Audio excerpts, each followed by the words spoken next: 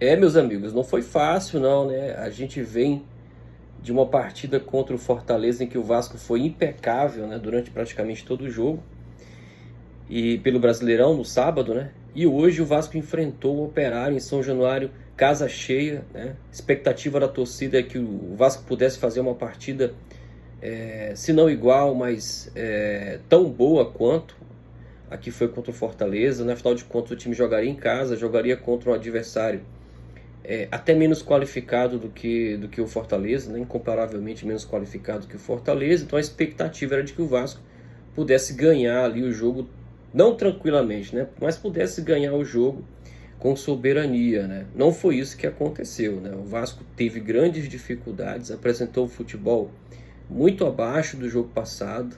Inclusive esse é um dos pontos que eu destaco. Eu queria destacar aqui nesse vídeo 4 pontos e queria saber se você vai concordar comigo. Mas um dos pontos é este, né? O que o Diniz vai passar essa temporada ainda com as oscilações deste elenco, né? Atletas que não vêm rendendo, rendem um jogo, passam vários jogos sem render, como é o caso do Coutinho, né? Como pode ser o caso do Nuno, que também não fez uma boa partida hoje. E aí o Diniz vai ter dor de cabeça com isso, né? Mas eu queria começar falando sobre o Coutinho, tá? Coutinho tem sido esse jogador, né? Joga um jogo, passa 3 sumido, né? Talvez jogue na quarta partida, mas também é uma incógnita. Parece que falta estímulo, sabe? Falta tesão pro Coutinho. Virar de fato aquele jogador decisivo, aquele jogador que participa de todas as jogadas, que é o jogador mais criativo do time, que busca realmente finalizar em gol. Falta isso, sabe? Falta o Coutinho entender que ele precisa ser esse atleta.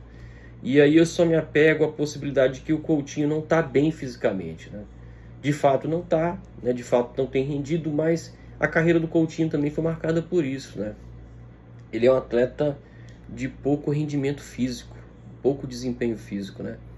Mas ele pode, eu acredito que ele possa entregar um pouco mais, de repente, com uma preparação física diferente, uma preparação física específica para ele. Eu acho que ele pode render um pouco mais.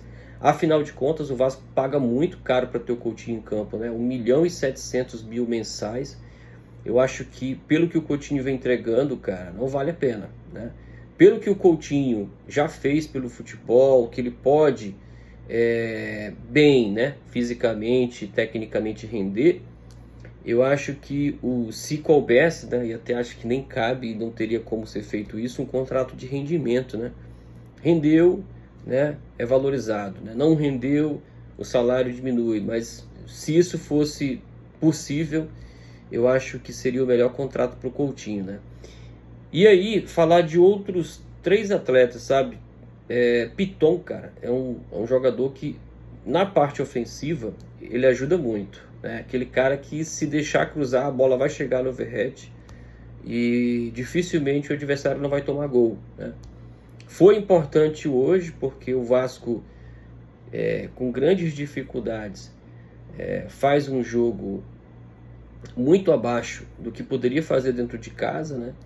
Abre o placar com o Ryan, mas leva o empate no final do jogo e vai para a disputa de pênaltis, né? E o gol que o Vasco leva é justamente uma jogada que defensivamente é assim, é caracterizada quando é característica, né? O Vasco tomar um gol quando o Léo Piton está em campo, ele falha na marcação, principalmente se a jogada for aérea, né? Então o Vasco toma um gol mais uma vez nas costas do Piton, né? Falha de marcação do Piton, ele não sobe para disputar a bola com o atacante, e a gente toma um gol ali no último minuto do jogo e a disputa vai para os pênaltis, né? Nos pênaltis, um dos pênaltis mais bem batidos foi do Lucas Piton, né? Que bate bola parada muito bem, né? Mas tem que treinar essas jogadas com o Piton exaustivamente para ele se posicionar melhor, para ele começar a fazer leituras de onde está o adversário dentro da área, sabe? Se comunicar mais com a defesa. Eu acho que o Vasco tem esse critério também, sabe? O Vasco se comunica muito mal dentro de campo, sabe? Os jogadores parece que não se falam, não chamam o outro atenção. E isso, cara, incomoda demais. Porque o Vasco, mais uma vez, leva um gol de bola alçada na área, nas costas do Piton. E é uma jogadinha, cara, manjada, né? E aí, eu quero analisar a participação do Lloyd, sabe? Eu acho que o Fernando Diniz já tinha questionado, sabe, a diretoria quanto aos critérios que foram adotados para trazer o Lloyd para o Vasco da Gama, sabe? Na chegada do Diniz, ele já detecta deficiência cognitiva, tática, técnica e de equilíbrio emocional. Então, o que um atleta desse faz vestindo a camisa do Vasco? Onde é que ele pode nos ajudar? Hoje foi uma demonstração que, além de deficiência técnica, tática, sabe, de qualidade, ele é desrespeitoso, sabe, debochado. O Diniz, em um dos lances em que o Lloyd erra, o Diniz chama o atleta à beira do campo e ele desdenha, sabe, dessa possibilidade de receber ali uma orientação do líder maior, que é o técnico em campo, sabe. E ali, apesar de ter o Diniz colocado o Lloyd no segundo tempo, ali o Diniz tinha que ter substituído o Lloyd por conta do comportamento.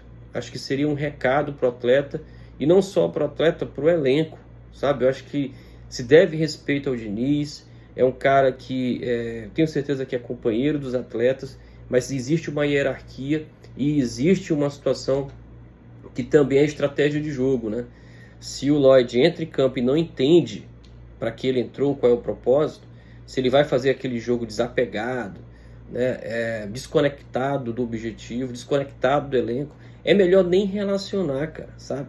Apesar dele ter participado da cobrança de pênalti, ter feito, né, o gol na cobrança de pênalti dele, a gente precisa realmente de um atleta que possa colaborar, sabe? Não dá pra gente ter um atleta desse que não consegue entregar, custa caro pro clube, e é um atleta que causa desequilíbrio no elenco, né? E por último, o Léo Jardim. O Léo Jardim hoje garantiu a premiação do Vasco na classificação para as oitavas de final. 3 milhões e 600, tá? Que pode ser colocado aí na conta do Léo Jardim. Jogador, né, o goleiro pegou 3 pênaltis na disputa e garantiu aí um resultado de 7-6 nas cobranças de pênalti para o Vasco essa noite. Se a gente tem um responsável pela classificação do Vasco hoje, esse é o Léo Jardim, tá? Léo Jardim que, por sinal, está em fase aí de renovação de contrato com o Vasco, né? E já há a possibilidade, de fato, de repente, do Léo Jardim sair do Vasco da Gama, né? Eu até entenderia o atleta, sabe? Eu acho que um atleta do nível do Léo Jardim, ele tem que estar buscando, principalmente nessa fase final da carreira, no auge, inclusive, da sua carreira, disputar títulos, disputar competições internacionais, sabe? E estar realmente na vitrine, fechar a carreira vestindo a camisa da seleção, embora ele já tenha sido convocado para a seleção vestindo a camisa do Vasco. Mas ultimamente o Léo Jardim tem sido um atleta de destaque por conta de salvar o Vasco de partidas como essa, de salvar o Vasco de rebaixamento, né? Eu acho que não é o que ele tem como projeto de carreira para finalizar a carreira, né? Então acho que o Vasco tem que correr para oferecer a melhor condição para o atleta, né? E de repente renovar aí para ver se ele consegue fechar a carreira dele no Vasco da Gama e nos ajudar aí nos próximos anos, né? Por último, cara, analisar alguns outros pontos que eu anotei aqui, sabe? O Vasco apresentou um futebol hoje bem abaixo, já falei aqui no vídeo. Eu acho que o Vasco não conseguiu pressionar o adversário, acho que por conta de fôlego, né? Faltou gás. Também o time não conseguiu encaixar, a gente percebia espaçamentos, e os atletas visivelmente sem inteligência para jogar a partida, não buscaram espaços vazios, não se movimentaram para sair da marcação, se permitiram ficar encaixados na marcação do Operário, que fez inclusive o Operário uma partida melhor do que a do Vasco, tá? O Operário pressionou o Vasco da Gama, principalmente no final do jogo, buscando o empate, conseguiu, e eu acho que para mim o Operário, até por jogar fora de casa, fez uma partida melhor do que a do Vasco, né? Mas graças aí ao Léo Jardim, né? Graças a Deus, a gente conseguiu a classificação, né? E eu acho que o que pesa, para além da desconcentração desse elenco, é a parte do calendário, sabe? Enquanto o Vasco fez 6 partidas antes desse jogo contra o Operário. O Vasco já tinha feito 6 partidas no calendário de maio. Nesse mês de maio, o Vasco fez 6 partidas, e olha que a gente está no dia 20, tá? E o Operário tinha feito 3 jogos esse mês. Então, assim, isso pesa muito, né? Ainda mais um jogo tão intenso como foi o jogo passado. O jogo foi no sábado. A gente está na terça-feira, então o Vasco teve aí o domingo e a segunda para tentar recuperar os atletas. Então, assim, é muito espremido, cara. Acho que os atletas vivem reclamando disso, né? As comissões técnicas, mas tem certas ocasiões que de fato são absurdamente inaceitáveis, né? Acho que tem que ter um espaçamento aí, tem que ter, até para qualidade de espetáculo, até para qualificar realmente, melhorar a qualidade das competições, tem que ter um espaçamento aí de pelo menos 3 a 4 dias, tá? Entre um jogo e outro, que é para poder recuperar os atletas, né? Manter uma alta qualidade nas competições, né? E vender as competições um pouco melhor do que tem sido nos últimos anos, né?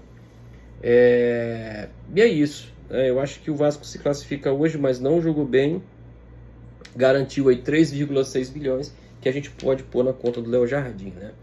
Mas me diz aí, o que você achou do jogo? É isso mesmo? Eu estou enganado? Estou errado? Estou equivocado?